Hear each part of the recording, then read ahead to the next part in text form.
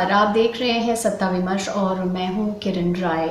पिछले दिनों हमारी सरकार ने एक विशेष आर्थिक पैकेज की घोषणा की। हम सभी जानते हैं वो 20 लाख करोड़ का आर्थिक पैकेज रहा। इसे लेके हमारी वित्त मंत्री सामने आए और उन्होंने 4 किश्तों में इसकी जानकारी दी कि किस तरह से किस मद में इसका खर्चा होगा, इसका हिसाब किताब क्या होगा। इसे लेके फिर भी कंफ्यूजन बहुत है।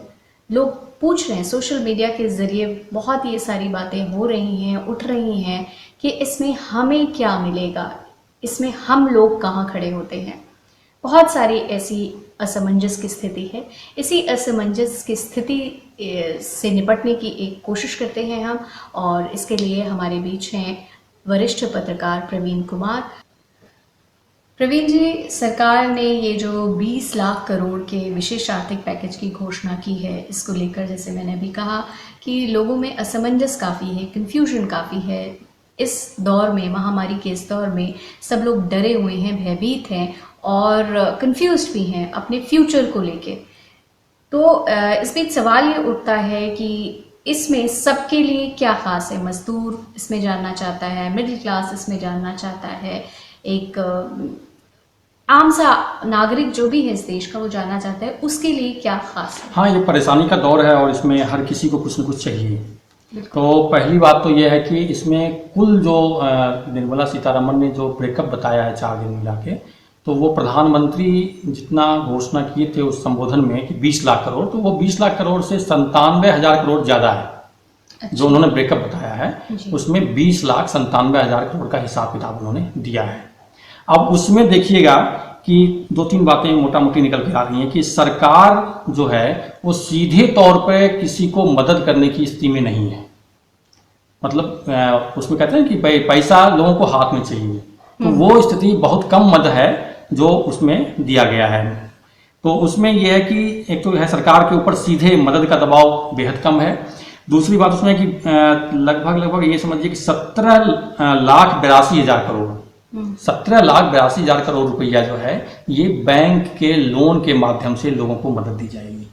अच्छा, ये लोन के जरिए मदद जो भी है वो कर्जे के जरिए मदद होगी। और 3,15,000 करोड़ का जो हिसाब है वो है कि आपको मिलेगा सीधे तौर पे, लोगों को फायदा हो रहा है। किसको मिलेगा? हाँ, उसमें है कि 2-3 चीजें बड़ी बड़ी समझने की चीज है कि मैं डेटा से बता रहा हूँ कि उसमें है कि 1,70,000 करोड़ रुपया गरीब कल्याण योजना के तहत प्रधानमंत्री ने जो घोषणा की थी पहले की, मतलब जो 20 लाख में, उसमें 1,70,000 करोड़ जो पहले ही घोषणा हो चुकी थी गरीब कल्याण योजना के तहत सरकार ने घोषणा की थी। तो उसमें अलग अलग मदों में जैसे प्रधानमंत्री की कई योजनाएं थी। पीएम फ्लैगशिप प्रोग्राम होता है, चाहे वो गैस को लेके, उज्ज्वला योजना को लेके हो या तमाम तरह की चीजें हैं उसमें। तो उस मद में अलग अलग मदों में पैसे दिए गए जो पहले से योजनाएं चली आ रही हैं प्रधानमंत्री की। उसमें किसान सम्मान निधि भी है। तो इस तरह से उसमें उन्होंने 1,70,000 करोड़ का दिया था। दूसरा है कि 3,000 करोड़ ईपीएफ में पैसा डालेगी सरकार। ईपीएफ का जो शेयर होता है एम्प्लॉय का और एम्प्लॉयर का, तो उसमें 3,000 करोड़ का योगदान उसमें है। तो उससे लोगों को, जैसे हमें मान लीजिए हम कहीं नौकरी करते हैं और हमको ईपीएफ का शेयर नहीं देना पड़ा, तो वो बच गया हमारा पैसा, हमारी सैलरी में आ जाएगा वो पैसा, तो ये सीधे तौर पर उनको फायदा हुआ। दूसरा ये है 4,000 करोड़ प्रवासी मजदूरों को खाना खाने और उनको मतलब आवास की व्यवस्था के लिए 4,000 करोड़ की व्यवस्था की गई है। तो वो एक सीधे तौर पर उनके हाथ में आएगा। एक है 40,000 करोड़ रुपया मनरेगा मजदूरों के लिए। तो जो मजदूर आज की डेट में प्रवासी मजदूर जाके घर जा रहे हैं तो उनको काम चाहिए वहां भी। तो उस मद में बजट में लगभग 61,000 करोड़ का प्रावधान किया गया था, लेकिन अब उसमें 40,000 का अतिरिक्त, मतलब 40,000 करोड़ का अतिरिक्त बजट दिया गया है, तो वो 1 लाख से ऊपर हो गया।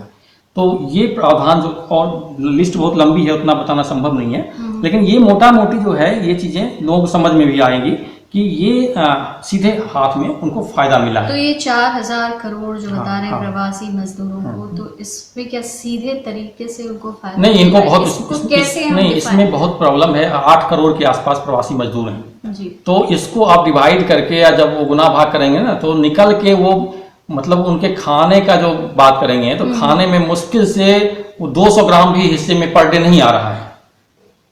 तो आप सोच सकते हैं कि मिड डे मील में भी मतलब इससे ज़्यादा मिलता है बच्चों को भोजन।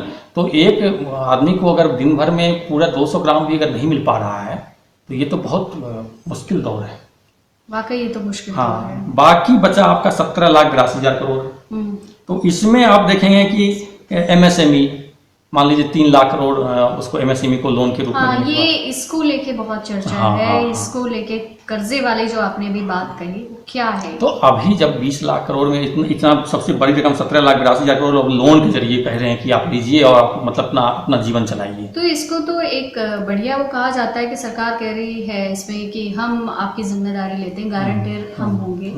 तो फिर इसमें कहाँ क्या पेच क्या है इसमें? नहीं, सवाल दिक्कत ये है कि आपके पास अगर पैसा नहीं है हाथ में कैश, जी तो आप बाजार में क्या खरीदने जाएंगे? जाएंगे नहीं। बिल्कुल। तो जब जाएंगे नहीं तो उस पर जो ये एमएसएमई या जो भी तमाम जो इंडस्ट्रीज हैं वो जो प्रोडक्शन करती हैं उस प्रोडक्शन का कोई खपत ही नहीं है, तो वो प्रोडक्शन क्यों करेंगे?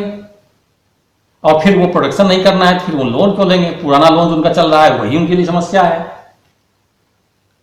तो सरकार सीधे लोन देने की उनको बात कर रही है तो उनके लिए नहीं, इसमें है। हाँ। इसमें एक गणित इनका ये है कि जैसे मान लीजिए एमएसएमई का मान लीजिए लेते हैं।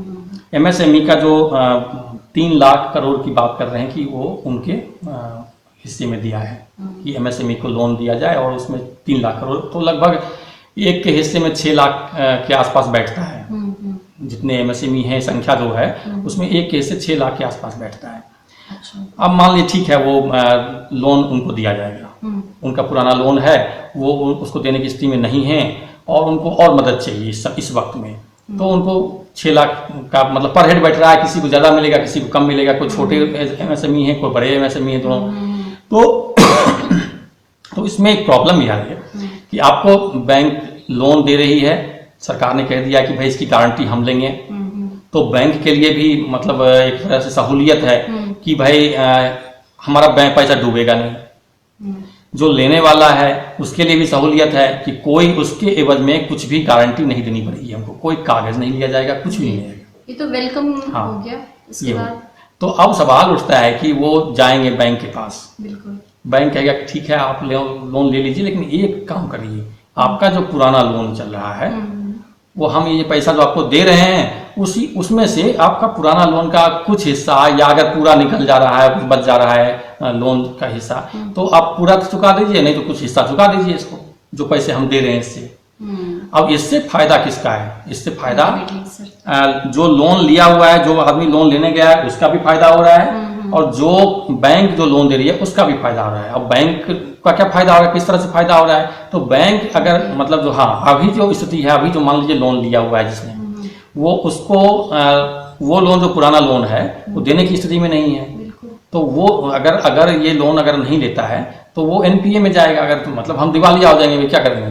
तो हम दे ही नहीं पाएंगे, तो वो लोन बैड लोन आ जाएगा, एनपीए हो जाएगा और एनपीए का जो वजन बोझ है वो सरकार को उठाना पड़ेगा और उसको ये इसी साल में करना पड़ेगा। तो इस साल ना करना पड़े इसलिए सरकार ने क्या किया कि ये पैसा दे दिया और इस पैसे से आप लोन दे दीजिए उनको बिना गारंटी के। वो लोन के पैसे से पुराना लोन चुका दिया तो एनपीए का बोझ भी कम हो गया। अगर एनपीए का बोझ कम हुआ तो वो उसका बही खाता ठीक हो जाएगा बैंक का, ठीक है ना। और इसको भी फायदा हुआ कि जो लायबिलिटी थी वो लायबिलिटी खत्म हो गई, क्योंकि अंततः ये लोन तो उनको चुकाना ही चुकाना था और वो जो पैसे मिलेंगे उसकी गारंटी नहीं है, चुकाना है नहीं चुकाना है, नहीं भी चुकाए तो उसका सरकार चुका देगी। और सरकार के लिए मुश्किल ये होगी कि अगले साल, इस साल सरकार के लिए मुश्किल खत्म हो जाएगी, इस एनपीए का बोझ कम हो जाएगा और वो एमएसएमई वाला जब वो भी ज़्यादा हल्ला गुल्ला नहीं करेगा। लेकिन अगले साल जो फाइनेंशियल ईयर आएगा उसमें इस लोन को अगर लोग नहीं चुका पाए, एमएसएमई वाले नहीं चुका पाए, तो ये सरकार पर बोझ होगा, ये सरकार को चुकाना पड़ेगा क्योंकि गारंटी आप लिए हैं। तो फिर वो पैसा कहाँ से आएगा? सरकार तो ठीक है, सरकार तो चुका देगी बैंक का लोन, लेकिन वो सरकार पैसा कहाँ से लाएगी? जाहिर सी बात है हमारी जीएसटी का जो है वो स्लैब बढ़ जाएगा, टैक्स बढ़ा, हर तरीके का टैक्स बढ़ जाएगा, वो महंगाई चरम पे हो जाएगी, ठीक है ना। अब मतलब उसके बाद आप कल्पना नहीं कर सकते हैं कि वो दौर कैसा है, लोगों के पास ऑलरेडी पैसे नहीं है। तो ये बड़ी एक खतरनाक स्थिति जो है पैदा होने वाली है। तो कहने का मतलब कि आम आदमी के लिए बहुत कम राहत है, सीधे मजदूरों के लिए भी कम राहत बहुत है, बिल्कुल जैसा नहीं, कि समझ में बिल्कुल आ ना रहा के है बराबर समझिए कि आप 200 ग्राम हाँ। अगर आप कह रहे हैं कि उसके एक दिन में भोजन अन्न मिल रहा है, तो ये बहुत ही ये विडंबना कहेंगे इस कोरोना की। और इस जिस तरह से सरकारें चल रही हैं, सरकार अपना काम कर रही है, हम ये समय तो नहीं है पिन पॉइंट करने का, लेकिन एनालिसिस करने का ज़रूर समय है। हमें खुद का विश्लेषण और इन सब चीज़ों को लेके हमें थोड़ा सतर्क होने की ज़रूरत है। हमें अपनी आंखें इन चीज़ों पे बनाए रखने की ज़रूरत है। शुक्रिया आपका प्रवीण जी। और जैसा कि सरकार कह रही है कि आत्मनिर्भर बनिए, ये उसी की तरफ एक ये जो विशेष आर्थिक पैकेज जिसको नाम दिया गया है, ये आपको कह रहा है कि आप आत्मनिर्भर बनिए, आप ज़्यादा अपेक्षा मत करिए।